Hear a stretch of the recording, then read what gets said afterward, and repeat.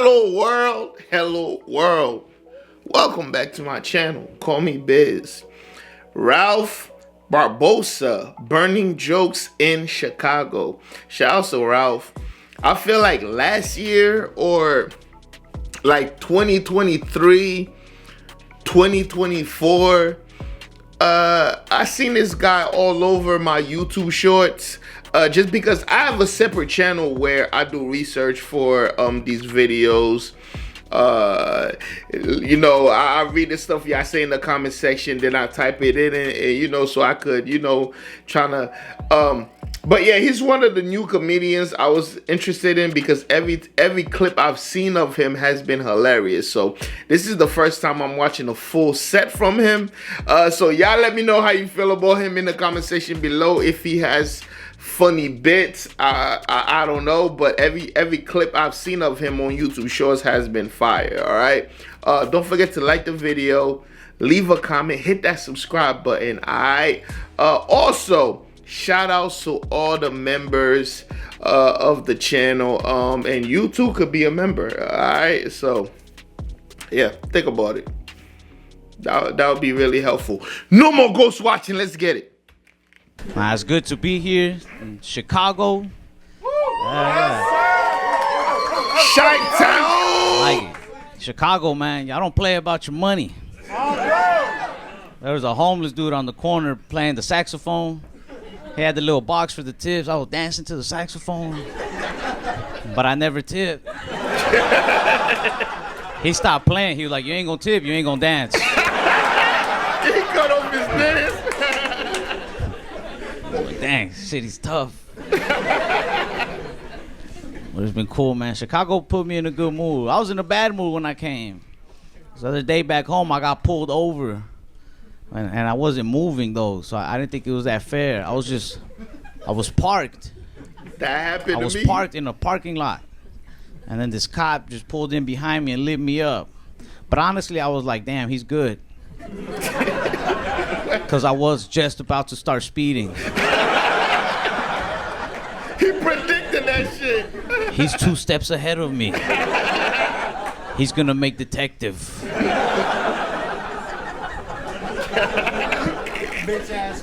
I felt like he was messing with me a little bit. I'm just sitting there in the parking lot, right? And he rolls up on me, knocks on my window. He's like, "Hey, you've been in this parking lot for quite a while, and it's starting to look suspicious. Why are you just parked here?"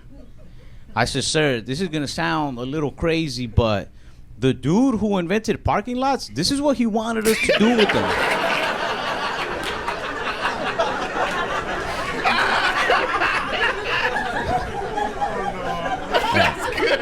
He didn't really like that little joke. I was like, I'm doing what I'm supposed to do. You should get in your car and try it out, man. Go park your ass somewhere. Yeah, he didn't really like that little joke. Like, I don't think he was racist at all, but as I said that joke, I could see any love he had for Latins just depleting in his eyes. He started asking me if I was high. I don't like to smoke weed and go out in public, so when cops ask me things like that, I don't even get nervous, But this time, I was pretty high. To give you an idea of how high I was, like, I couldn't even focus on the officer talking to me because there was some lady in the parking lot walking around screaming out for somebody named Rocco. She was like, "Rocco, Rocco, Rocco," to the point where, like, I don't know what the cop was talking about. I was just like, what's going on with Rocco? Why is he not answering?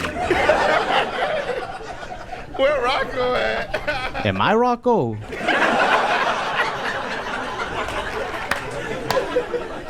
Am I Rocco? He was like, "Hey, pay attention." He was asking me if I was on drugs or if I had drugs. But I don't know, like, the way he asked me made me feel like maybe he's looking to party.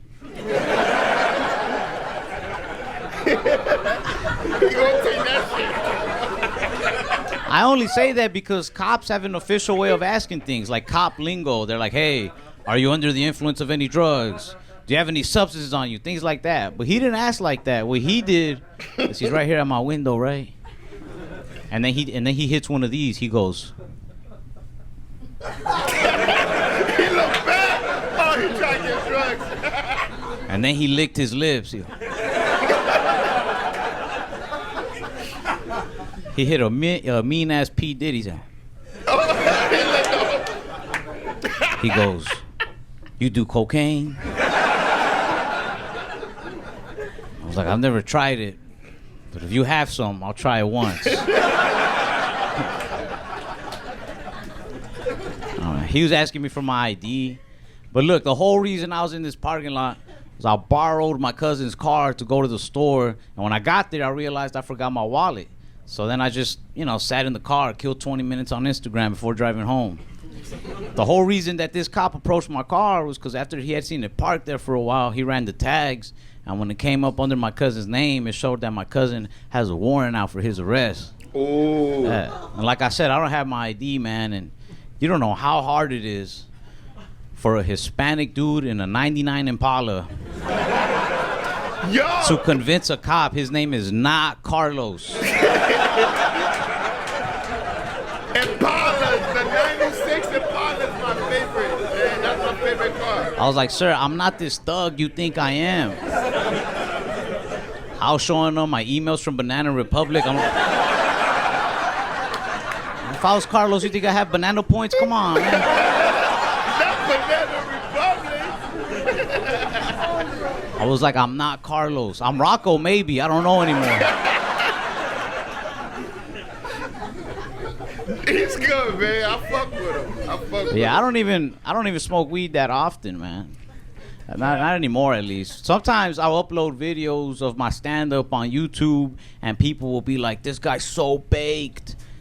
I'm not. This is just my face.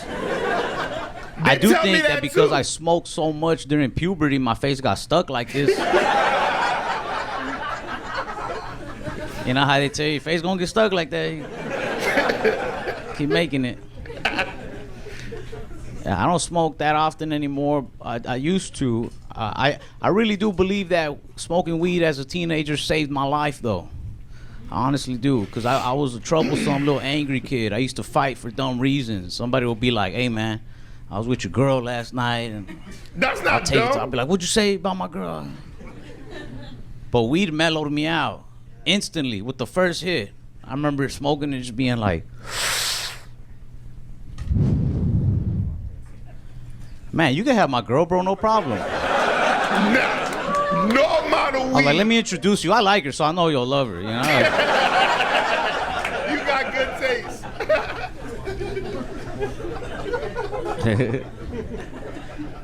Yeah, mellowed me out, man. Yeah, I don't know, man. I started smoking as a teenager, which was cool. I grew up with like the exact same group of friends my whole life. The same friends growing up, like a little group of 6 of us. We're still tight to this day, like brothers. But I always remember right around the time I started smoking, my friends started coming out the closet. Yeah, it's like I said, it's a group of 6 of us. It started with one. He broke the ice. He let us know that he's bisexual. And at that same day, at that same time, another 2 of my friends came out and told us that they were gay. So the remaining 3 of us just kind of looked at each other. Like trying to figure out who's next. I'm not gonna lie, in my head, I was like, "Damn, what if it's me?"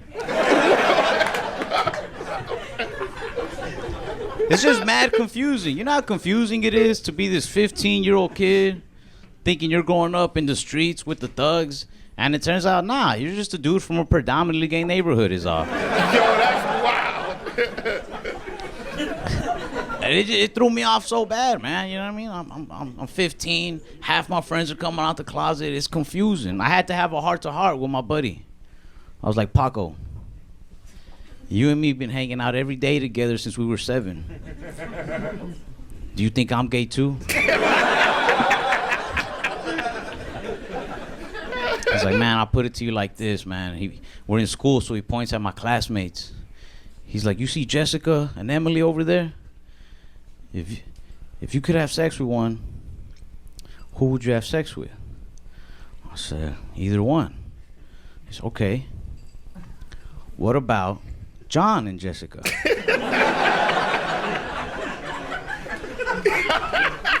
I said, Jessica, but I know where you're going with this. I should fuck John too, really figure things out. Pause. He's like, do whatever you want, man. So I'm straight now. No, I'm kidding. But yeah, I don't know. Good times as teenagers, you know. I started smoking. My friends were coming out the closet. We were all just putting things in our mouth that we like. Learning about ourselves.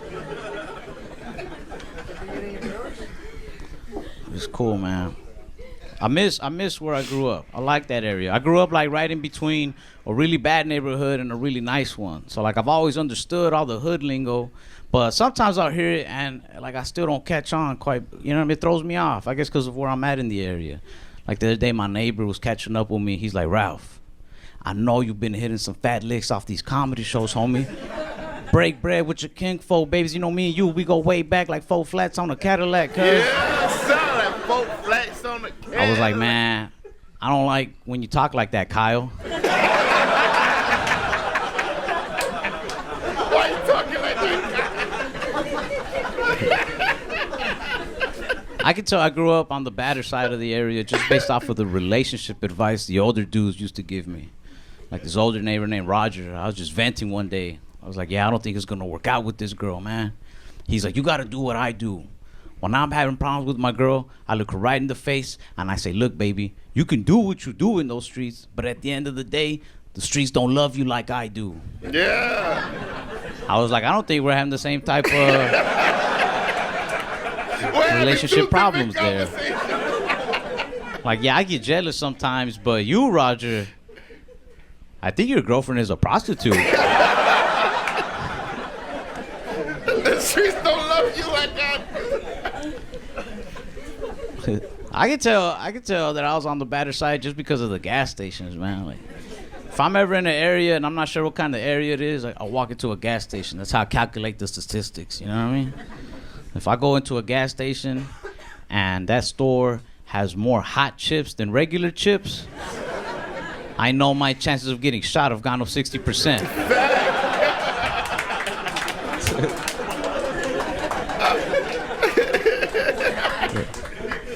But my chance of getting some good weed has gone up 120%.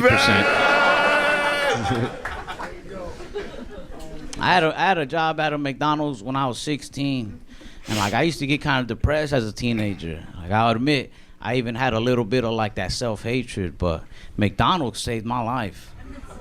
After 2 weeks of working there, I was like, nah, I don't hate myself this much. I'm out. Deserve better. Man, look, I think if you're like, I was about to say if you're a hood kid, McDonald's is a rite of passage, but I think it just in America, like an American teenager, I don't even trust you if you never experienced McDonald's for real. Like, yo, I remember my first job was Wendy's. I fucked that shit up. My second job was McDonald's. Oh my God. When I tell you,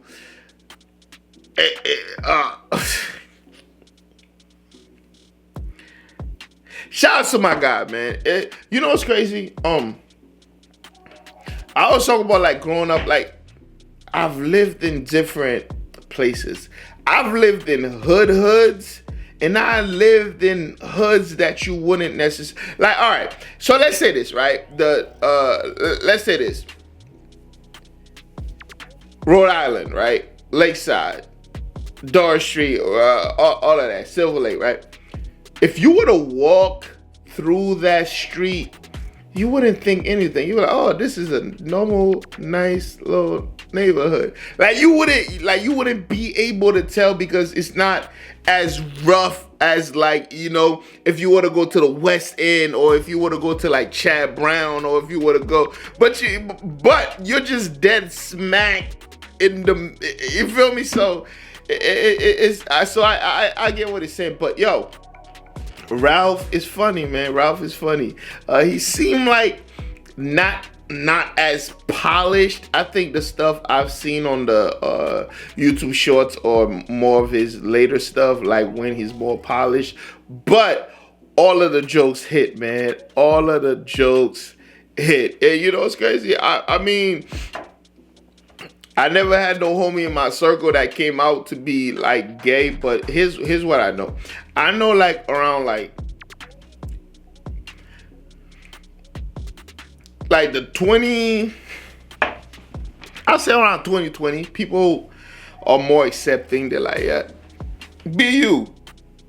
That's when all these movements are happening. Go ahead, be you. Love is love.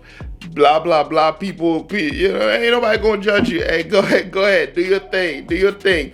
But, nigga, imagine growing up with somebody and then they're like, I'm this, I'm that. You're like, oh shit. And then you start putting two and two together. You're like, oh shit, nigga. That makes sense. Yo, that's crazy, man. Shouts to Ralph, man. Funny dude, man. Funny dude. I want to see more. I definitely want to see more from him. Y'all let me know what's next in the comment section below. Also, if you made it this far, don't forget to hit that subscribe button. Like the video if you like the video. Leave a comment. Let me know that you were here. I do appreciate it. And I'll see y'all in the next one. And guess what? You better be there. Peace! And become a member.